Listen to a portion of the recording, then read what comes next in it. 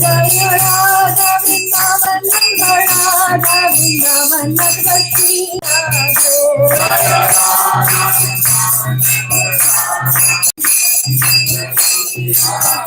Jaya Jagannath Jaya Baladeva Jaya Subhadra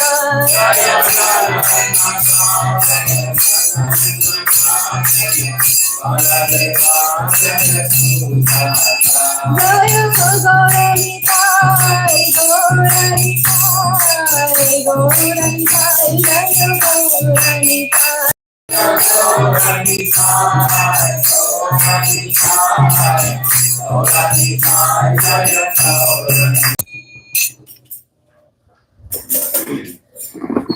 So this is Sravanam Saturday, and we are going to do Srimad Bhagavatam. Before that, we'll just do the Mangala Charana prayers, everybody together.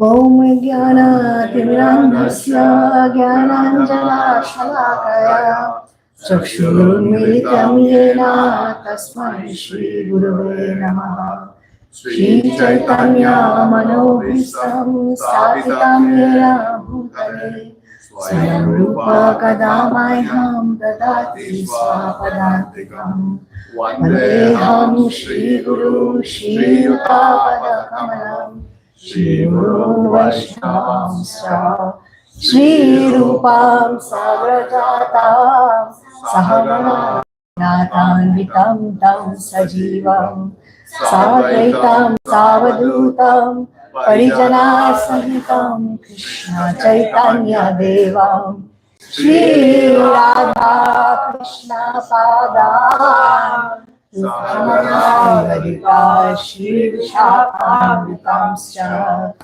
Hare Krishna Karuna Sindhu Dina Bandhu Jagatpate Gopesha Gopika Kanta Radha Kanta Namostute Tapta Kanchana Gaurangi Radhe Vrindavaneshwari Vishwanu Shute Devi Pranamami Hari Priya Vansha Kalpataru Vyascha Kripa Sindhu Virvacha Patitanam Pavanebhyo Vaishnavebhyo Namo Namah Namo Vishnu Padaya Krishna Prishtaya Bhutale Srimate Bhakti Vedanta Swami Niti Namine Namaste Saraswati Devi Gauravani Pracharine Nirvishesha Shunyavadi Pashatya Deshatarine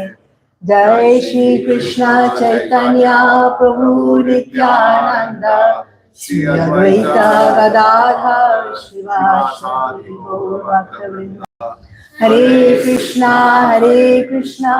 Krishna Krishna Hare Hare Hare Rama Rama Rama Hare Hare. Hare Krishna. Thank you so much, dear devotees, for coming today for Mangalarati as well as this Srimad Bhagavatam discourse. Thank you so much. I know I was late today, some family issues yesterday, but I'm glad that I'm here amongst all of you. So Prabhu, you're visiting? Yes. Thank you.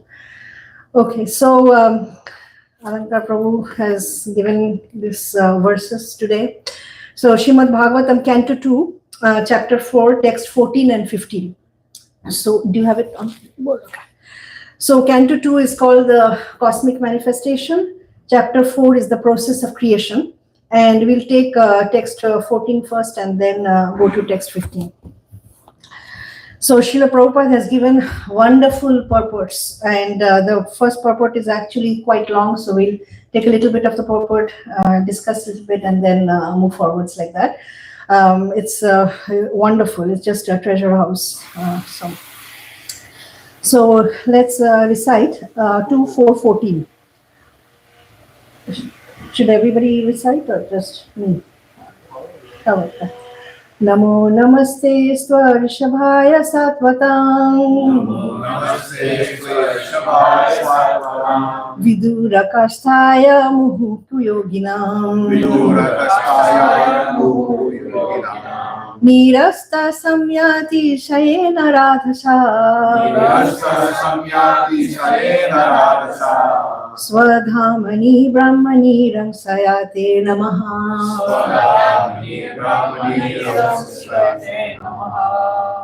Synonyms or word for word. Namate.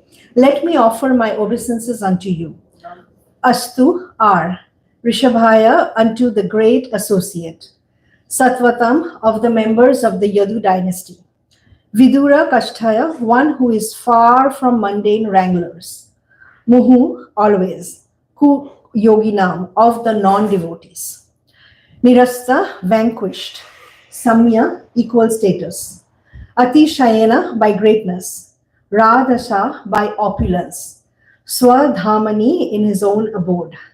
Brahmani, in the spiritual sky. Ramshayate, enjoys. Nama, I do bow down. Translation by His Divine Grace A.C. Bhaktivedanta Swami Srila Prabhupada. Let me offer my respectful obeisances unto him, who is the associate of the members of the Yadu dynasty, and who is always a problem for the non-devotees. He is the supreme enjoyer of both the material and spiritual worlds. Yet he enjoys his own abode in the spiritual sky. There is no one equal to him because his transcendental opulence is immeasurable.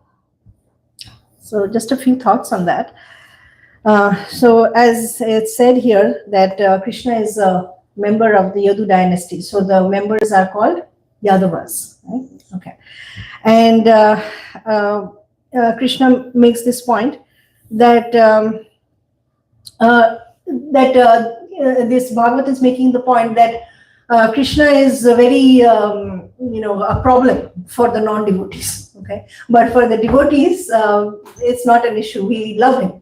So it's kind of in the material world also we can see that the police force, right? So when they come, the law-abiding citizens are very happy. They feel very reassured, right? But for the criminals, the police force is a very frightening sight. Right, so it's a material example, but it kind of so from the Bhagavatam we see that Lord Nrsimhadev, right, when he comes, of course Hiranyakashipu is terrified, and then all the demigods are also very scared because they have never seen Krishna in that frightening form. But Prahlad, for whom Nrsimhadev has appeared, he is just completely absorbed in Nrsimhadev. He's so happy. Not at all afraid of this fierce form of the Lord. He knows this is my Lord who has come. Also, this point of Krishna being the supreme and the source of everything. As you know, in the Bhagavad Gita, chapter 7, text 7, Krishna says, Matta parataram nanyat kinchid asti dhananjaya mai sarvam idam protam shutre maniganaiva. So the translation is, O conqueror of wealth, there is no truth superior to me. Everything rests upon me as pearls are strung on a thread. Right? So the pearls, everybody can see the pearls, right, in the necklace. It's very visible, and we say, oh, such a beautiful necklace. And nobody looks at the thread. But without the thread, that necklace cannot exist. Right? So Krishna is like that. Without him, none of us would exist. There is no meaning.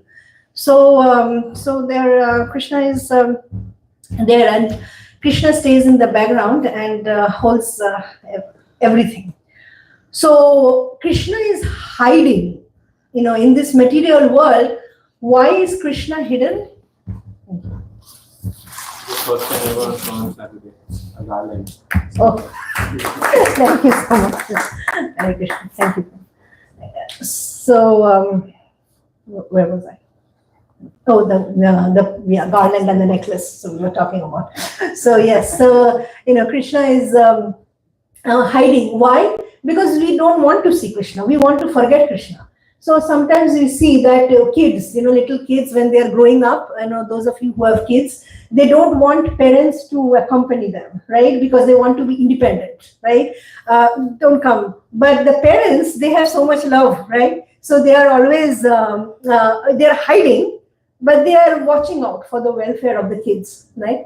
So similarly, Krishna is in the hearts of every living entity, right? And Krishna is, he understands that we have this independent nature, we can do without him, but Krishna knows that we stand no chance without him. So he's always there for us.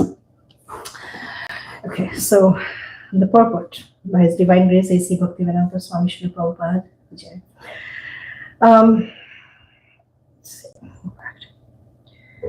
There are two sides of the transcendental manifestations of the Supreme Lord, Sri Krishna. For the pure devotees, he is the constant companion. As in the case of his becoming one of the members of the Yadu dynasty, or his becoming the friend of Arjuna, or his becoming the associate neighbor of the inhabitants of Vrindavan. As the son of Nanda Yashoda, the friend of Sudama, Shridam, and Madhumangal, or the lover of the damsels of Rajabhumi, etc. That is part of his personal features. So, because of Chaitanya Mahaprabhu's mercy and Srila Prabhupada, we are able to enter into Vrajadham, Vrindavan, the mood of Vrindavan, where Krishna's personal feature reigns supreme, right? So Krishna is actually known by, an association of all his devotees, right? So Nanda Nanda, Yashoda Nanda, so all of the names like that. Krishna actually, he doesn't like to be the controller in Vrindavan. So he is always loving to be controlled, right? So, I was thinking of this beautiful picture where Krishna is bringing, or trying to lift these slippers of Nanda Maharaj and bringing to him. And Nanda Maharaj is saying, bring my slippers. And this picture is so cute because it looks like it's heavy for Krishna. And Krishna is trying to lift and then putting on his head and bringing to Nanda Maharaj. And Krishna actually likes that, to do these services for devotees, right? And, Kartik month is coming up, right, next month. So as we all know, this controller of everything, he's afraid by the stick of Mother Yashoda, right? And he's crying so much, like any little ordinary child, right? And this is Krishna who is defeating, who is, taking out everything, the poison and the life air of the demoness Putana, right? Killing all the demons, lifting Govardhan hill, right? He's doing all of these things, but he likes to be defeated. Also another pastimes with the cowherd boys. So they are playing games, right, with Krishna. And then the cowherd boys are saying, Krishna, what do you think you are? You think you are some controller? You are no match for us. We can easily defeat you, right? And they're saying that, and after you are defeated, you have to carry us on our back. So, Krishna is very happy to do that, right? He's carrying all these devotees on the back. So the Supreme Lord is liking to be subjugated or defeated by all his devotees. Charioteer, Prabhupada here mentions. So Krishna is driving the chariot, and Arjuna is not even like prodding him with his hand. He's actually prodding with his feet, go here, go there. And Krishna is doing all that. Krishna loves to do that. So that's the personal feature of the Lord, and that's what in ISKCON we are, we look for that. So by his impersonal feature, he expands the rays of the Brahma Jyoti, which is limitless and all-pervasive. Part of this all-pervasive Brahma Jyoti, which is compared to the sun rays, is covered by the darkness of the Mahat Tattva. And this insignificant part is known as the material world. In this material world, there are innumerable universes, like the one we can experience. And in each of them, there are hundreds of thousands of planets, like the one we are inhabiting. The mundaners are more or less captivated by the unlimited expansion of the rays of the Lord.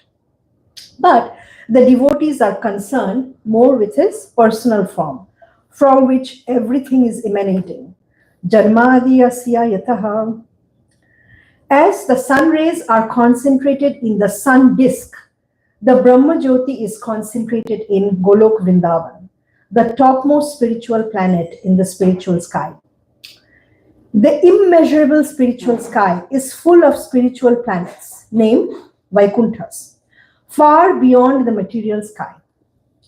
The mundaners have insufficient information of even the mundane sky. So what can they think of the spiritual sky? Therefore, the mundaners are always far, far away from him. Even if in the future they are able to manufacture some machine whose speed may be accelerated to the velocity of the wind or mind, the mundaners will still be unable to imagine reaching the planets in the spiritual sky. So, the Lord and his residential abode will always remain a myth or a mysterious problem. But for the devotees, the Lord will always be available as an associate. So again, Prabhupada is making all those comments about the personal feature of the Lord and the impersonal feature of the Lord. And we already talked about the personal feature. Another pastime came to mind that Radharani is upset with Krishna, right? Because he always comes late. He doesn't show up on time. And Radharani is very upset. And then Krishna has to devise so many plans. He has to spend so much time to try to pacify her, right? But the impersonalists, they don't have any information of this. They're really not serving the personal feature of the Lord. So, Prabhupada makes this example, sun and sunshine, and then Brahmajyoti. So, the sunshine is emanating from the sun, right? It's a part of the sun, but the sunshine is not the sun, right? So, in the material world, again, I'll give an example just to illustrate this point. So, let's say Microsoft, founded by Bill Gates. So, Bill Gates is there sitting in his house or office, somewhere in Seattle or somewhere. But there are so many Microsoft offices all over this world, right? And Bill Gates is not personally present there. But can his presence be felt in all these places? Yes. Okay. His culture, the culture, his vision, all of that is there, right? But it is impersonal, unless he decides to visit someday. So kind of that example that comes to mind. Then, talking about all these universes. So there are so many universes, and sometimes people say that only this Earth planet is inhabited. But that doesn't make much sense because, as we see around, we have so many buildings over here, right? So many houses, so many, small houses, big houses, different kinds of houses. And if we say that only this house has people, doesn't make much sense because why are all these things there? Why are all these things built? Because somebody is residing in them. So in this universe also, this universe is there, and then there are so many other universes, and this whole material world is full of so many. And by the way, this material world is only 1/4 of the spiritual world. So most of the living entities actually still reside in the spiritual world, not in the material world. So if we, Prabhupada was saying that even if we someday have an instrument or a chariot which can go with the speed of mind, maybe, can we reach? We don't know. But even if we did, we wouldn't be able to find everything. Okay. So in the scriptures, there's the ascending process and the descending process. And with the ascending process, we have to depend on our senses, right? And which we all know that our senses have a lot of limitations, right? And that's why, the textbook that I read in medical school, none of that is applicable now, right? Because everything is changing. Because they said, well, this is like this, but now at this present time, if I try to write an exam with this book, I'll definitely fail. Okay. So, but spiritual, science, ours is the descending process, right? So another example I heard in a class that we can't even see our eyebrows without the mirror. That's our limitation of our senses. But the descending process comes from Krishna, comes from the Vaishnava Acharyas. And so that process is perfect because that comes from a perfect source. So anything which comes from a perfect source, that will be perfect. So, okay, so just a few points on this material world. Krishna has certified in the Bhagavad Gita. What is the material world known as? Dukhalayam Ashashvatam. How many times have we heard it? Multiple times. Okay. Does it register? No.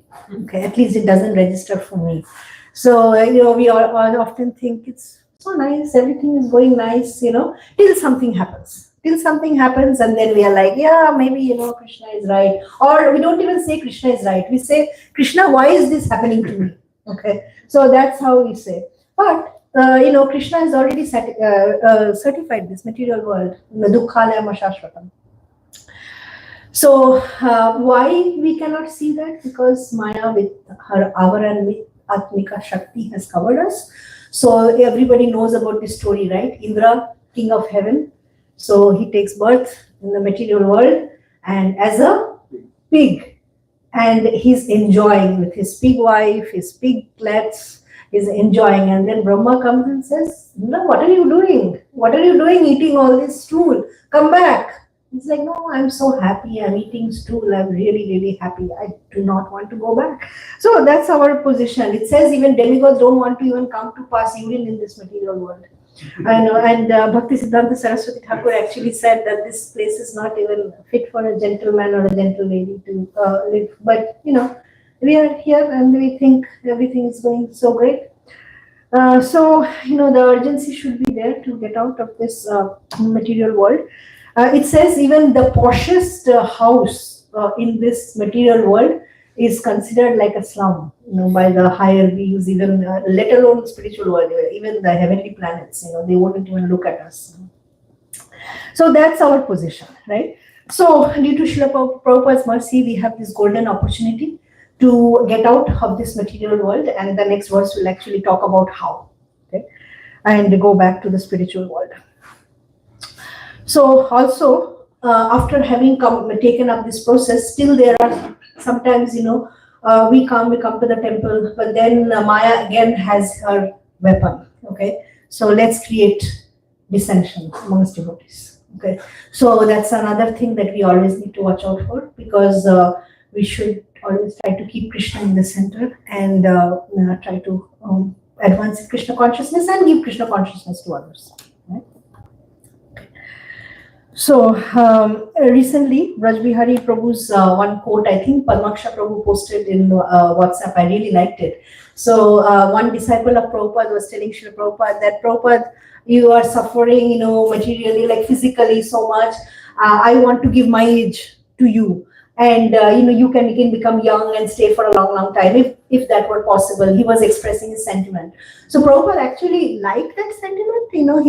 But then he said, your love for me will be shown by how you cooperate, right, after I'm gone. So that is going to be the real love. All right. So let's go to the next. In the spiritual sky, his opulence is immeasurable. The Lord resides in all the spiritual planets, the innumerable Vaikuntha planets, by expanding his plenary portions along with his liberated devotee associates. But the impersonalists who want to merge in the existence of the Lord are allowed to merge as one of the spiritual sparks of the Brahmajyoti. They have no qualifications for becoming associates of the Lord, either in the Vaikuntha planets or in the supreme planet, Golok Vrindavan, described in the Bhagavad Gita as Madhama, and here in this verse as the Swadhama of the Lord. This Madhama or Swadhama is described in the Bhagavad Gita 15.6 as follows. A very famous verse. Natad bhashayate suryo na shashanko na pavakaha yad gatva na hivartante tadhama paramam. The Lord Swadhama does not require any sunlight or moonlight or electricity for illumination.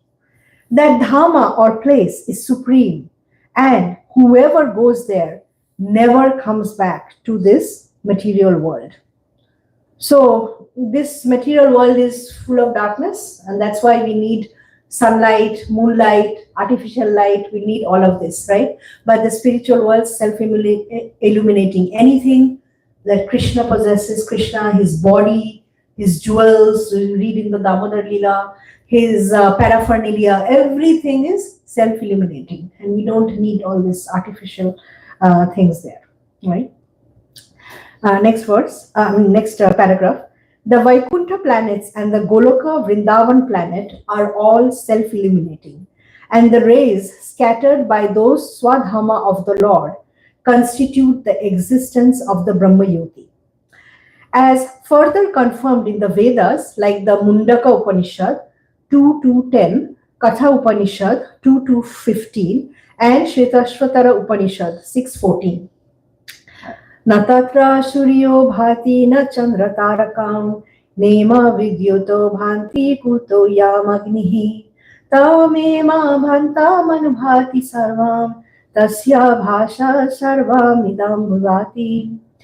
In the Swadharma of the Lord, there is no need of sun, moon, or stars for illumination.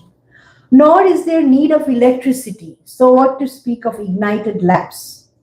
On the other hand, it is because those planets are self-illuminating that all effulgence has become possible. And whatever there is that is dazzling is due to the reflection of that Swadharma. So it reminds me of a nice pastime in the, when we read Damodar Lila to share with others, that, Krishna is always stealing butter, right, from gopis' homes, and gopis are always complaining to Mother Yashoda, right?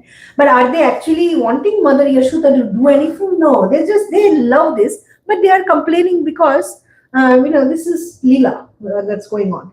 So then Mother Yashoda says, okay, but Krishna is going in the dark, so why don't you just hide all this in the dark and Krishna will not find. So the gopis are saying, no. These jewels that you have put on Krishna, they are very illuminating. And so Yashoda says, okay, I will take off his jewels. So then they said, no, Yashoda, we actually like that he comes. Don't take off all his jewels. So Krishna, his body, his jewels, everything is illuminating. So next paragraph. One who is dazzled by the effulgence of the impersonal Brahma Jyoti cannot know the personal transcendence. Therefore, in the Ishopanishad, text 15, it is prayed that the Lord shift his dazzling effulgence so that the devotee can see the real reality. It is spoken thus. Hiranmayena patrena satyasya pitam mukham tatvam pushana pavrinu satya dharmaya drishtare. O Lord, you are the maintainer of everything, both material and spiritual, and everything flourishes by your mercy. Your devotional service or bhakti yoga is the actual principle of religion, satya dharma, and I am engaged in that service. So kindly protect me by showing your real face. Please therefore remove the veil of your Brahma Jyoti rays, so that I can see your form of eternal bliss and knowledge. So sometimes, or all the time, when there is this dazzling light, right? So when we look at the sun and the sun is dazzling a lot, can we see the sun globe? No, because the light rays are in our eyes, right? So we are only seeing the light rays. So this example Prabhupada is making many times, comparing this Brahma Jyoti with the sunshine. So because of the Brahma Jyoti that emanates from the body of the Lord, the impersonalists, they cannot reach up to the personal feature of the Lord. They are just dazzled by the rays of the Brahma Jyoti, and their goal is to merge in that Brahma Jyoti. Right? So again, a mundane example, like I have had that experience, and I think all of you have had that experience, that when we are driving on a 2-lane road, right, and we have our high beam on, we can actually get a ticket. I was once driving with a devotee friend who got a ticket. So what happens is the other the car who's coming from the other side gets very dazzled and blinded actually by that light, right? And it's difficult for them to drive and they cannot see the car. So that is something. So if we get too much enamored by this Brahma Jyoti, then we cannot go to the source of the Brahma Jyoti. We should always think that if there is something which is coming from somewhere, the sunshine, there must be a source for that, right? It cannot just exist like that. So that's the point that this verse is making, and Srila Prabhupada talks about that. So we can go on to the next verse, and we'll have a discussion at the end after both the verses. That's okay. Do you have it? Okay. So Srimad Bhagavatam, Canto 2, text chapter 4, text 15. Yad kirtanam yad smaranam yad ikshanam yad vandanam yad shravanam yad arhanam lokasya sadyo vidunoti kalmasham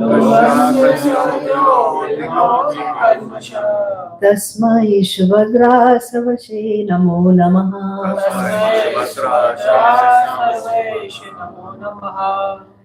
Word for word synonyms. Yat, whose. Kirtanam, glorification. Yat, whose. Smaranam, remembrances. Yat, whose. Ikshanam, audience. Yat, whose. Vandanam, prayers. Yat, whose. Shravanam, hearing about. Yat, whose. Arhanam, worshipping. Lokashya, of all people. Sadhya, forthwith. Vidunoti, specifically cleanses. Kalmasham, effects of sins. Tasmai, unto him. Subhadra, all auspicious. Shravase, one who is heard. Namaha, my due obeisances. Namaha, again and again. Translation by His Divine Grace Srila Prabhupada. Let me offer my respectful obeisances unto the all-auspicious Lord, Sri Krishna, about whom glorification, remembrances, audience, prayers, hearing and worship can at once cleanse the effects of all sins of the performer. So, we'll read a little bit of the purport first. The sublime form of religious performances to free oneself from all reactions of sins is suggested herein by the greatest authority, Sri Shukadev Goswami. Kirtanam, or glorifying the Lord, can be performed in very many ways, such as remembering, visiting temples to see the deity, offering prayers in front of the Lord, and hearing recitations of glorification of the Lord mentioned in the Srimad Bhagavatam or Bhagavad Gita. Kirtanam can be performed both by singing the glories of the Lord in accompaniment with melodious music and by recitation of scriptures like Srimad Bhagavatam or Bhagavad Gita. So, Kirtanam, generally people, when they hear the word Kirtan or Kirtanam, they think about the musical instruments, and we are chanting Hare Krishna, and that's one form of Kirtanam. But there is other things also known as Kirtanam, and Prabhupada mentions that. Anybody? Glories of the Lord. Glories of the Lord. So even the speaking of Srimad Bhagavatam, Bhagavad Gita, all the transcendental literatures, that is also Kirtanam, because we are glorifying the Lord by doing all this, right? So, this can eradicate all sins. Actually, the scriptures say that we cannot even commit that many sins that which cannot be eradicated. So the Krishna consciousness process, the chanting, japa, kirtan, this can eradicate more sins than we can commit. Okay, so that's a very powerful statement. We have this famous pastime of Ajamil. Everybody is familiar, right? So Ajamil, he was actually trained as a Brahman. Then due to some unfortunate things that he saw, then he got bad association, And then he forgot all about his devotional service, right? So it says that we may forget Krishna, but Krishna never forgets us. So at the end of his life, he calls out to Narayan. He's not thinking of Krishna. He's thinking of his little son, Narayan. And he's calling Narayan. But he's singing in desperation. He's saying in desperation. And so Krishna thinks, oh, he's calling my name, right? So whatever sins, so many sins that he had committed, then we all know the Vishnu Dutas come, the Yamadutas come. Never in history of Yamaduta's life have they been blocked by Vishnu Dutas or any other personality. So they are saying, what's going on? This person is so sinful, and we have to take him back to our Lord Yamaraj. Who are you guys?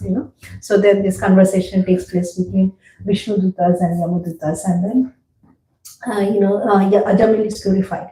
So that is the power of the holy name. The last verse of Bhagavatam actually talks about the glories of Sankirtan. And so this is our movement. This is what Lord Chaitanya came for. This is what Srila Prabhupada came for. And we have to take this forward, right? Engage everybody in this Sankirtan process, distributing books, telling people about Krishna, so that everybody understands this wonderful sublime process of Kirtanam. As we know, Sukadev Goswami's Vayasaki is one of the 12 Mahajans, and he is speaking many of the verses of Srimad Bhagavatam. So Kirtanam, as we said, it's also the prayers. So in this age, and the next paragraph will talk about that Krishna, we may not be able to physically see Krishna. Of course, we see Krishna in his deity form, but Krishna, with his departure, he left behind the scriptures and the holy names. So that will carry us through, right? So let's talk about this paragraph.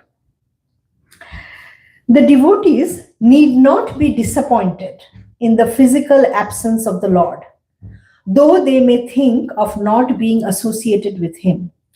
The devotional process of chanting, hearing, remembering, etc., either all or some of them, or even one of them, can give us the desired result of associating with the Lord by discharging the transcendental loving service of the Lord in the above manner. Even the very sound of the holy name of Lord Krishna or Rama can at once surcharge the atmosphere spiritually. We must know definitely that the Lord is present wherever such pure transcendental service is performed. And thus the performer of offenseless kirtanam has positive association with the Lord. So offenseless kirtanam, that's a very, important two words. Similarly, remembrance and prayers also can give us the desired result if they are properly done under expert guidance. One should not concoct forms of devotional service. One may worship the form of the Lord in a temple, or one may impersonally offer the Lord devotional prayers in a mosque or a church. One is sure to get free from the reactions of sins, provided one is very careful about not committing sins willingly in expectation of getting free from the reactions by worshipping in the temple or by offering prayers in the church. This mentality of committing sins willfully on the strength of devotional service is called Namno Balad Yasahi Papa Buddhi, and it is the greatest offense in the discharge of devotional service. Hearing, therefore, is essential in order to keep oneself strictly on guard against such pitfalls of sins. And in order to give special stress to the hearing process, the Goswami invokes all auspicious fortune in this matter. So we chant, in the morning, and before chanting, we say the 10 offenses to the holy name. And what number offense is this? 7. Seventh offense, to commit sinful activities on the strength of chanting the holy name of the Lord, right? So we think that, it's okay. We can do all this info. Now, if we do unknowingly, that's a different thing. But if we knowingly know that this is wrong and we still do it and we say, I'm just going to chant and counteract that, that is an offense. Prabhupada is actually saying it's the greatest offense in the discharge of devotional service. So we have to be very careful about that. And so the kirtanam should be done for the pleasure of Krishna, the Supreme Lord, as well as the devotees. So whenever we are singing or glorifying, that should be our goal. So as we can see, these two verses are so very important, talking about devotional service and summary, talking about the personal and the impersonal features of the Lord, how the personal feature is more important, how we devotees in the bhakti tradition, we should be following the personal feature of the Lord. And then talking about the Srimad Bhagavatam, the chanting process, and how we can purify ourselves so that we can, we can be happy and we can make others happy. Right, so that's the goal. That's what Srila Prabhupada came for. So those are some of my thoughts on these two verses. We have about 15 minutes, so maybe we can have a discussion. Some questions, comments, reflections.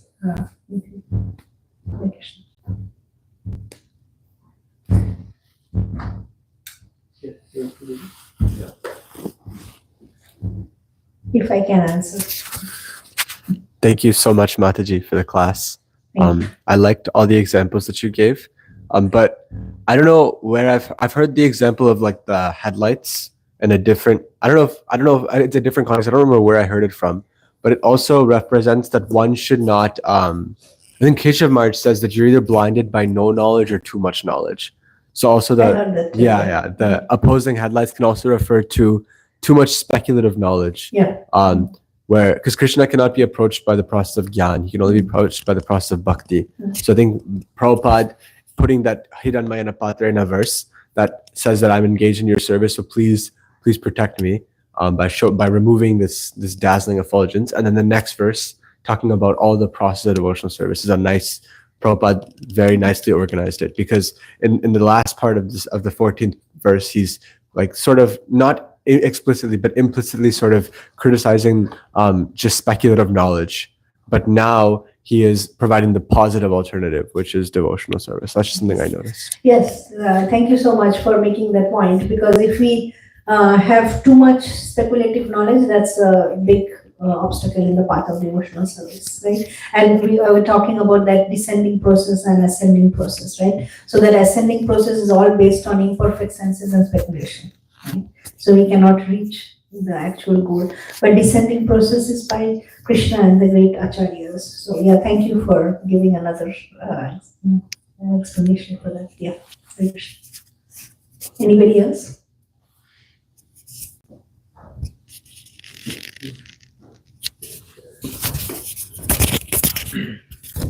Yeah, thank you, Mataji, for the nice class. Thank you. Yeah, these two verses are. So this is in a very unique section. So just before this, we were discussing about so many other problems in this world and practical attachment, detachment. Just a couple of weeks ago, Prem Singh Guru talked about, and now here comes just glorification of Krishna, and so yeah, I have to see that how it's placed there, the context of it. But from your class, you mentioned about material world. Like in these two verses, there are two different the complete contrast descriptions. So material world, here Krishna is shown as a problem for non-devotees, but in the very next verse, he's saying that he's all auspicious. Yeah, so for devotees, we don't have to worry. So that's also I was wondering that even though material world, like Indra, you gave example, he came as a pig and he's happy, but okay, we are not in the pig form, but if we are connected to Prabhupada and in this process, so then this is also the most auspicious place for us. And demigods also, I have heard that they pray that it's easier to get purified here than in heavenly planets where so much of opulence is there. Yeah, actually, thank you so much for reminding me. That was also part of what I was going to say, but I kind of skipped. Yeah, but or just didn't just forgot. But yeah, so that is very very important. That in the heavenly planets, that's also part of the material world. So the demigods have too much opulence, right? So they don't think of Krishna so much. So they are actually waiting to take birth in this earthly planet so that they can discharge devotional service. So yeah, and also just look at the time also. Just 500 plus years back, Chaitanya Mahaprabhu was here. Then Srila Prabhupada just so very recently. So this is Prabhupada says this is the 10,000 years span where Sankirtan movement is going to increase so much. So we are actually very fortunate in this age, and that's why we should take advantage of this opportunity and take this urgently and not get diverted by this and that. Yeah, thank you so much. That's wonderful. Anybody else? Questions? We have all exalted. Yeah, we have an exalted audience today, and Prabhu is visiting us. So, any pearls of wisdom? Any other? Who would like to add? Yeah.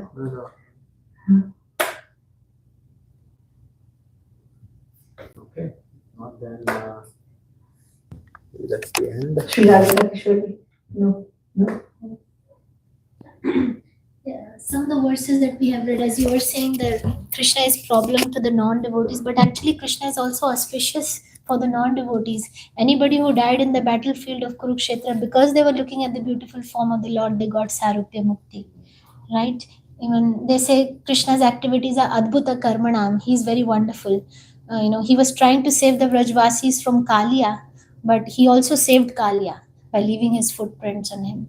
So anybody who dies from the hands of Krishna also gets liberated. So how wonderful is Krishna? Whatever he does is all auspicious to everybody. Yeah, that's a very good point. So I think, the way I see it is that non-devotees think of Krishna as a problem, but Krishna is also, bestowing his mercy on them. Okay, so they may be scared of Krishna or they may not, but Krishna doesn't leave anybody, right? I mean, he is birth after birth after birth. He is in the hearts of every living entity, whether we remember him, we don't remember him, we don't like him. He is with everybody, right? So yeah, so that's a great point that even if non-devotees are scared or afraid, Krishna doesn't desert them. And actually, all those people who got who died on the battlefield, or like Putana, right? I mean, she came to kill Krishna, and then Krishna gives her liberation, a position of a nurse mother in the spiritual world. I mean, just think about how magnanimous Krishna is. So yes, Krishna is all auspicious in every way for everybody. Yeah, yes, Ranjan. On that note, it's also impossible to make Krishna inauspicious or use Krishna for an auspicious reason. Like the example, there's one more contemporary example. When Prabhupada was in India, they made that movie like Hare Rama, Hare Krishna. It was just blaspheming all the devotees. Yeah. But like it had like Hare Krishna Mahamantra in the background. And my spiritual master was saying that he initiated a disciple in the US probably like 15 years ago. And when he asked the devotee, how did you come to Krishna consciousness? He said, when I was young, I heard that, because in the background, the Hare Krishna Mahamantra is there. So I heard that mantra and I kept getting attached. And when I came to the States, I found the temple and that's how I joined. So even if they tried to blaspheme Krishna, Krishna still forces his way in and makes it auspicious for. Yeah, sometimes when we are on the streets or doing Harinam, sometimes people actually make jokingly talk about Hare Krishna, right? Or they you see it as an entertainment or hasya, all those things they do. But that is auspicious. So yeah, so everything about Krishna ultimately is all auspicious. So thank you for that. I didn't know that a person become a devotee from that movie, but that's good to hear, right? Even with distant addiction. Recent, a few years back in India, the media has a propaganda against brahmacharis who join ISKCON specifically. So that time also Gopal Krishna Maharaj said, it will go on, it will increase their publicity, more people will come, because they were making people emotional. Okay, these people, the young kids, educated, and ISKCON just brainwashed them, and parents are suffering. So that was a huge propaganda few years back. Yes, yes, and Srila Prabhupada actually also in when people were doing court cases against ISKCON, he said it's good advertisement for ISKCON, and everybody gets to know, so ISKCON becomes famous. Okay, right, yeah. Yeah. Just one more, point on this same topic is that, Krishna is all auspicious, right? So I was reading Bhagavad Gita, first chapter. So Arjuna is saying that, your other name is Madhava. Madhava is, the husband of The goddess of fortune. goddess of fortune. So, and despite you are the, husband of goddess of fortune, but how you are making me enter in this unfortunate situation? Like, it's very difficult to understand. So for devotees also, it's sometimes in the process of Krishna consciousness also, things may become challenging, may become difficult, but ultimately, if we remember that, no, but Krishna is all auspicious. This process is the easiest, purest, and coming from this bona fide authority, there is nothing that can go wrong. As long as you are following the instructions of Srila Prabhupada, spiritual masters, there is nothing wrong. All this is our mental, limitations. And Krishna sometimes arranges things for our purification too, right? Yeah, but ultimately he's always looking out for the best thing for us, right? We may not understand, so especially when we are going through something we don't understand. That also brings to mind, I was hearing one lecture by Sai Bhavan Kishore Maharaj, and he was saying that sometimes when we are going through something really bad, either personally or even relationship to temple devotees, so we think, why this is happening, and where is Krishna, and why is he not helping the way he should be helping. But then you look back in your life and you see 10 years back, so many things that at that time you thought was, oh my God, why this is happening. It's happened to me many times, and then now you can look back and say, thank you, Krishna. Okay, so similarly, now that we are going through a few years, and now we may not be able to realize, okay, but we should have that faith that whatever is happening, Krishna is doing for our good and for our purification, and we should never lose that faith in Krishna. Yeah, thank you, great points. Thank you everybody for coming today, Saturday morning, and giving us this association. Hare Krishna.